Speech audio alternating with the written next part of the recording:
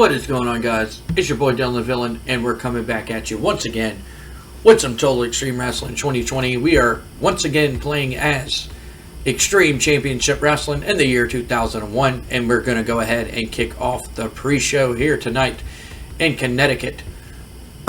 Melford Ice Pavilion. We ventured out from the ECW arena, but it still is what it is. And Bryan Danielson, a young upcoming rookie, defeats another upcoming rookie, Brian Kendrick, by pinfall after a cattle mutilation. That is supposed to be a submission hold. I don't know where that came from. Bryan Danielson with a 24 and Brian Kendrick with a 13. Both men seem to have great potential. I looked at their stats, and both men seem to have both men graduates from Shawn Michaels Wrestling Academy at the same time, and the World Wrestling Federation sent them down here. So maybe we can do something with these two Bryans here in the future. Who knows? Maybe they'll be featured here in the next couple of months here in ECW. Maybe we can come up with something for the two Bryans. Maybe we'll put them in a tag team. They both graduated from Shawn Michaels Wrestling Academy. You know, maybe we can call them the Heartbreakers or something like that. Just something clever and cool to come up with. But both of them seeing where they're at. Bryan Danielson a little bit better than Brian Kendrick. Yeah, that's good to know. Color announcement commentary give the match a boost, and we go on to our other pre-show matchup, which once again, it is the Minnesota Stretching Crew picking up another big win against the Bad Street with, of course, Brock Lesnar pinning Christian York with a over-the-head, belly-to-belly. Brock Lesnar carried it. He's, a 43. Shelton Benjamin with a 16, and the crowd is not too pleased to see the other three men in the ring. They say they're shit. This Brock Lesnar guy, definitely, they say he's the next big thing in professional wrestling, so we'll see about that. The match got a 33. We're going to go ahead and start the show. And it is Misawa Tanaka taking on Balls Mahoney, and Misawa Tanaka defeats Balls Mahoney by submission. Misawa, I have a horrible time. Tatanka with a 52 and Balls Mahoney with a 47. Match got a 52. Not bad. Little match to open up the show. And we go on to our other pre-show matchup. Okay, that's good to know. I have to change that. Mikey Whipwreck defeats the Blue Mini with a Whippersnapper. Mikey Whipwreck with a 40, and Blue Mini did better than he did with a 52. That is also good to know. Color commentary gave the match a boost. Mick Foley doing some great color commentary work here, and James Mitchell doing some great work at ringside, but they don't click, so we're going to take him off. James Mitchell was doing good with Tajiri, so we'll keep him with Tajiri. Match got a 43. Not a bad little opener, little matchup. I think the other one did better, if I'm not mistaken, but we're going to go ahead and move on to the next segment. And it is Paul Heyman. And he announces that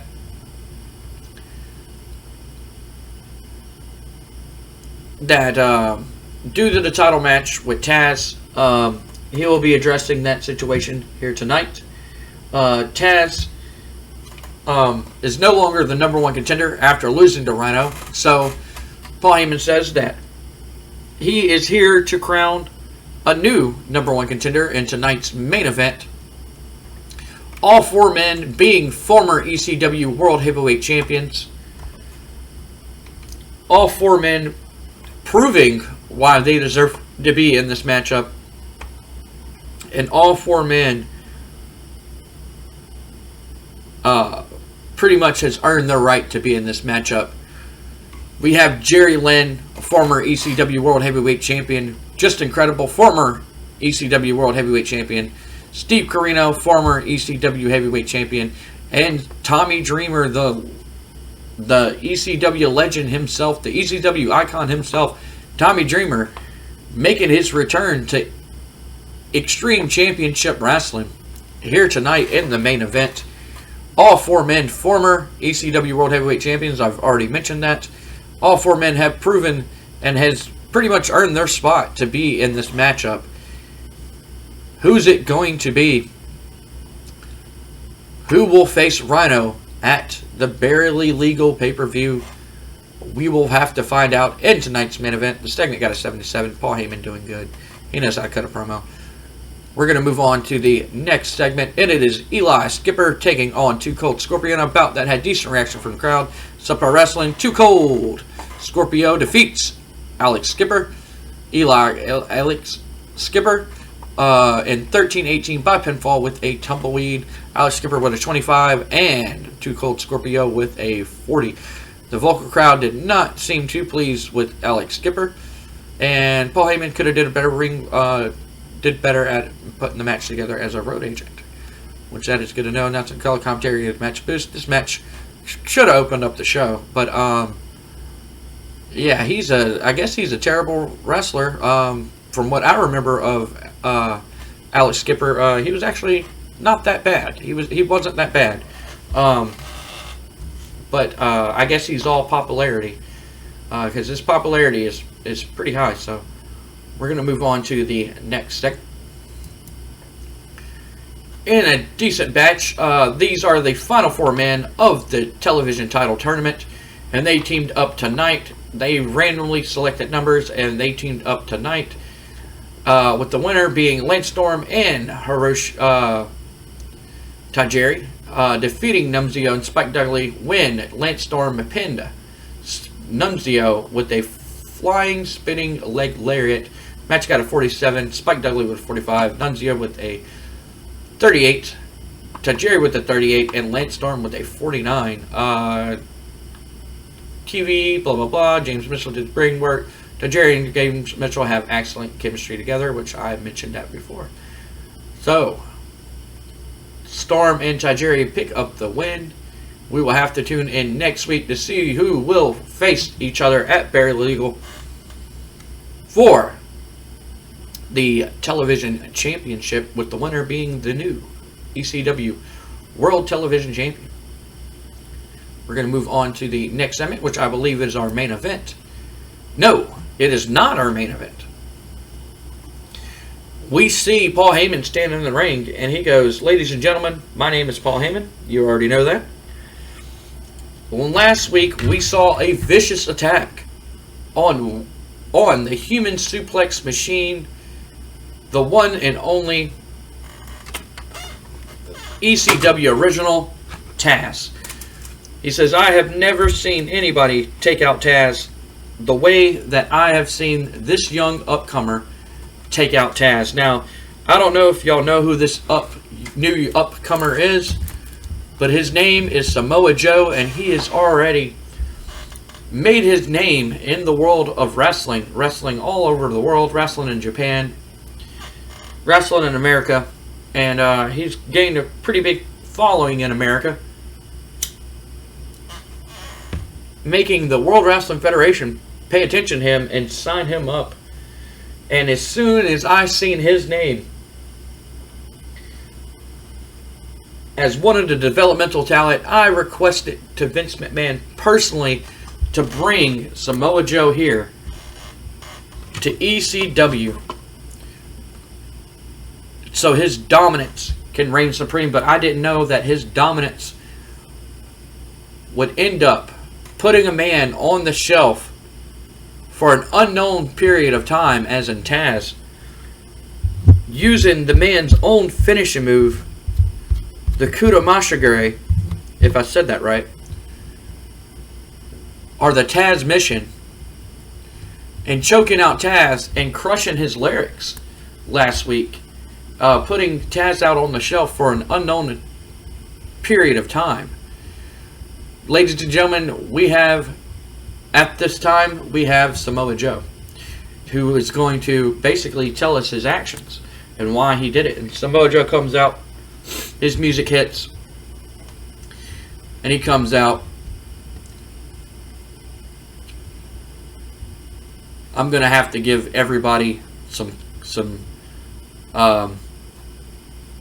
music here for y'all to do. I'm going to try to basically keep it ECW. ECW was notorious for using actual music for their wrestlers, not just generic house music, but actual, famous songs for their wrestlers. Samoa Joe's was known for using gangster rap, so I'm gonna use the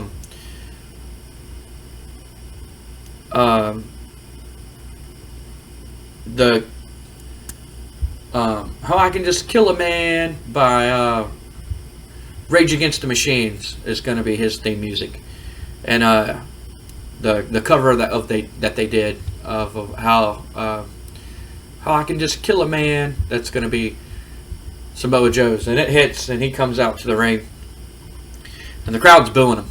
I mean, Taz, he's a ECW original. He's one of the pillars of ECW. And especially at the height, and everything like that. And Sandman comes out. I mean, Samoa Joe comes out. And Paul Heyman's just like, Joe, I'm happy to have you here in ECW. I'm happy that you agreed to come to ECW over OVW. But you made quite the statement with your debut last week, as you took out Taz and choked him out with his own finisher and crushed his lyrics. And before he can say crush his lyrics, Joe's just like, whose finisher? Whose? Oh, just because he wants to name it the Taz submission, he thinks he has a claim to it. Nah. He doesn't have a claim to nothing. You've seen every time that he put it on there, the Kutamashigre, when he put it on people, it looked like a joke. When I lock it in, I'm going for the kill. I'm here to destroy anybody who gets in my path. I don't care if you're an ECW original. I don't care if you're a new upcomer. I don't care if you're from the WWF and they want to send somebody down here to work. I don't care who you are. You get in my way, I'm going to choke your ass out. And as for Taz, well, Bub, it was just business. Because you see here, I'm not looking for the second best. I'm not here looking to be second best. I came here looking to be the best. I don't want to fight some curtain jerker that nobody even heard of or some rookie. I want to fight the best that ECW has to offer. I want to fight the guys like Taz. I want to fight the guys like Tommy Dreamer and Just Incredible and Jerry Lynn. The guys who've been here since day one, helping and bringing ECW up to what it is, because I'm here to take that and mold ECW into something new, something original, something one of a kind. So, Mr. Heyman, I know that you have somebody back there in the back, so you can just bring his ass on out here, and then before he even finished, Enter Sandman starts playing, the crowd erupts, and the camera starts going around the crowd, and they see the Sandman in the crowd, and he cracks his beer, he drinks his beer, he does his signature, he smashes the beer can with his head and everything like that. He comes to the ring, and Paul Heyman gets out of the ring, and we have the matchup between the Sandman and Samoa Joe. And Samoa Joe wastes no time in an extremely short match. Samoa Joe just runs right to him, starts beating the holy hell out of the Sandman with his own cane, throws it in the crowd. Joe picks him up, hits him with a muscle buster. Then Joe's like, oh no, I'm not done. And he puts him in the Kutamashigre, or aka the Taz submission, and he locks it in deep, and he starts choking out the Sandman, doing basically what he did in TNA when he used to put the chokehold on, and his eyes would roll back in the back of his head, and and he wouldn't let it go. And they start ringing the bell, and they threaten to overturn the decision. And Joe lets it go after, all the referees come out and everything like that. And Joe ends up letting it go. And he just laughs as the Sandman lays there, unconscious and everything. As they're checking, they got the medical doctor on the outside, and they're checking Sandman's eyes and, seeing if his pupils are dilated and everything like that. But Samoa Joe picks up the win in no time. In no time. He wastes no time getting right to business. Joe beating one of the ECW originals, the Sandman, one of the former world champion at that. Joe with a 53, and not bad, and Sandman with a 56, not bad. Both these guys. I was expecting Joe to be a little bit lower, but a 53, that's not bad at all. Color commentary gave the match a boost, and this match got a 49. I don't know why. I don't know why. Penalized for inconsistency. I don't know why the match got a 49, but we'll take it. We're going to go and move on into tonight's main event with the winner getting to face Rhino at the Barely Legal pay-per-view. What a huge statement by Samoa Joe in his debut matchup here in ECW. What a huge statement that was. Beating Sandman in no time flat. We move on to the next segment, and it is our main event, and it's a superb match. Steve Corino defeats Jerry Lynn, Just Incredible, and Tommy Dreamer in order of elimination, which that's not supposed to happen.